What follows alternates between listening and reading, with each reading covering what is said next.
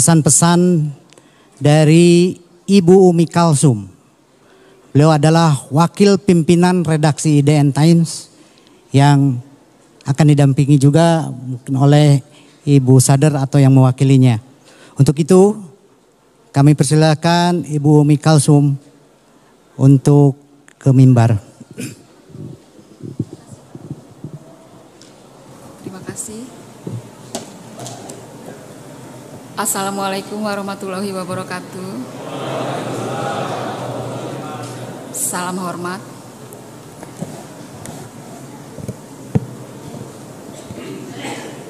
Kepada yang terhormat Amir Nasional dan Pengurus Besar Jemaat Ahmadiyah Indonesia, juga kepada mubalik dan tokoh-tokoh Jemaat Ahmadiyah juga, dan undangan yang terhormat yang tidak bisa saya sebutkan satu persatu. Ini saya terus terang agak deg-degan nih Pak. Oke, iya. Soalnya ini forumnya berbeda banget dari yang biasanya saya hadiri. Iya, terima kasih atas kesempatan yang telah diberikan kepada saya. Perkenalkan, saya Umi Kalsum. Saya wakil pemimpin redaksi media IDN Times, basisnya di Jakarta. Terima kasih juga di sini saya ingin mengucapkan terima kasih kepada pengurus Ahmadiyah, terutama kehumasan ya, Mas Hendra Budianta yang selalu memberikan akses secara terbuka kepada kami media untuk mendapatkan informasi sebenar-benarnya terkait dengan Ahmadiyah, aktivitasnya dan sebagainya. Kami mengucapkan terima kasih sekali lagi. Saya di sini akan menyampaikan sepatah dua patah kata yang kebetulan dari teman-teman Ahmadiyah ini memberikan tema peluang milenial sebagai agen perubahan moderasi beragama di media. Di forum yang terhormat ini, Jasla Salanah Jemaat Ahmadiyah Indonesia 2023. Saya sekilas akan menyampaikan sedikit tentang media kami. Jadi di IDN Times itu sebetulnya kami memiliki moto Unity in Diversity, jadi keberagaman. Jadi kami tidak hanya menyuarakan hal-hal yang mainstream aja, tapi juga kami menyuarakan voice the voiceless, hal-hal yang tidak hak-hak minoritas dan sebagainya itu mendapat tempat yang sangat luas di media kami. Jadi memang kami medianya ini audiensnya dikenal sebagai suara milenial dan Gen Z, bapak-bapak dan ibu sekalian. Jadi kami punya ekosistem yang lumayan besar. Jadi kami ada di bawah IDN Media. Di IDN Media ini ada beberapa media lagi selain IDN Times. Ada Pop Mama, Pop Bella, kemudian ada Duniaku, ada GGWP dan sebagainya. Ini semuanya menggrab kaum milenial dan anak-anak Gen Z, kaum muda yang sekarang sudah untuk kaum Gen Z sudah mulai memasuki dunia kerja ya Pak ya. Jadi kami memang segmented di sana, karena itu kami juga harus menginformasikan hal-hal yang menyampaikan jurnalisme berkualitas. Jadi tidak hanya sekedar clickbait, tapi kami juga menyampaikan informasi fakta dan kebenaran, karena audiens kami ini anak-anak muda yang rentan kalau misalkan kita tidak sampaikan hal-hal yang benar gitu. Jadi harapannya kami pembaca kami bisa teredukasi dengan benar. Jadi selain kami tapi tidak hanya membidik teman-teman milenial dan pembaca-pembaca Gen Z yang memang kebetulan pembaca kami itu di usia 15 sampai 34 tahun yang paling banyak. Jadi tapi kami juga menjadi wadah, kebetulan kami juga menjadi wadah bagi kreativitas dan aktivitas teman-teman milenial dan Gen Z ini. Jadi salah satunya adalah kami memiliki komunitas community writer namanya. Jadi ada membernya sekitar 60.000, ini di luar redaksional. yang dimana mereka ini aktif menulis di tempat kami. Jadi seminggu itu mereka bisa penulis aktif itu bisa menyetorkan 2.500 sampai 3.000 tulisan. Dan ini tulisannya nggak hanya sekedar yang pops, hype dan lain-lain, tapi juga berkaitan dengan keberagaman tadi. Jadi kami benar-benar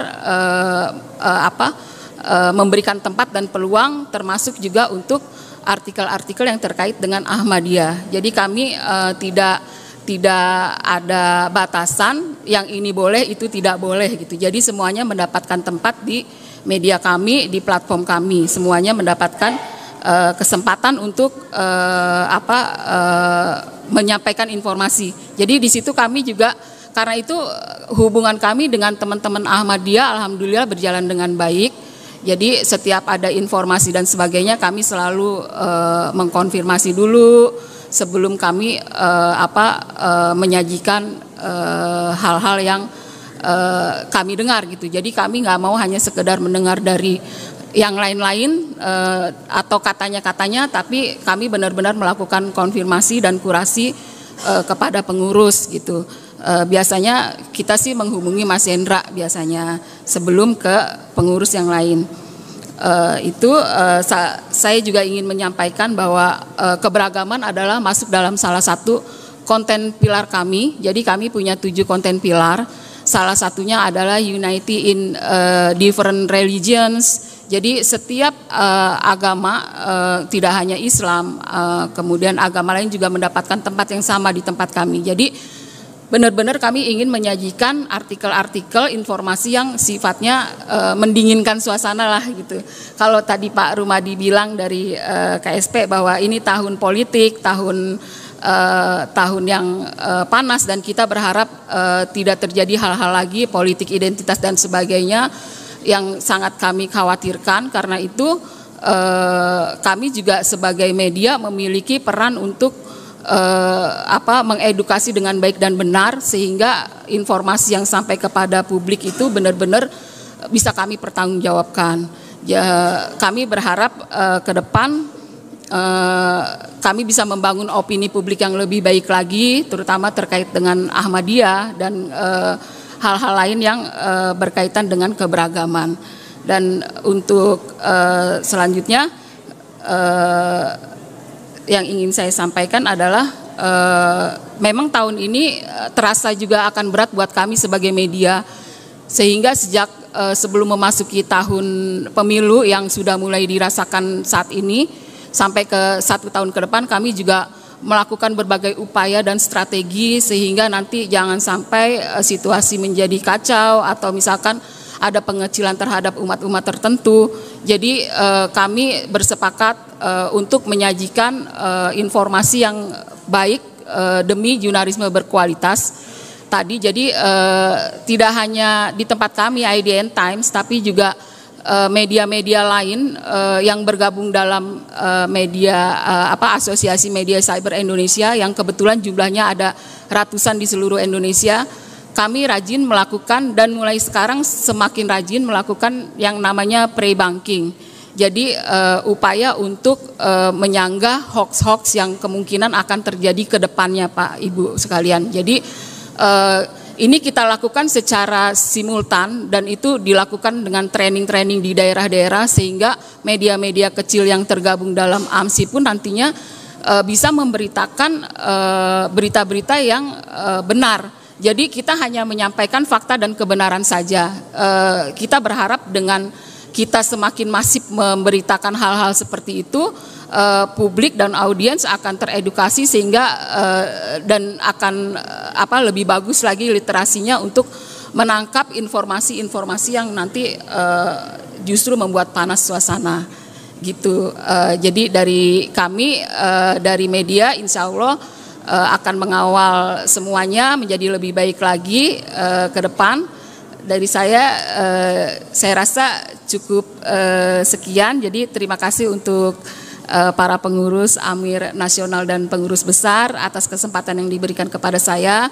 Semoga Jalsah Salana Indonesia 2023 memberikan manfaat nggak hanya kepada umat jemaat Muhammadiyah, tapi juga untuk Islam sebagai agama rahmatan lil alamin, dan untuk Indonesia yang lebih baik lagi. Terima kasih. Assalamualaikum warahmatullahi wabarakatuh.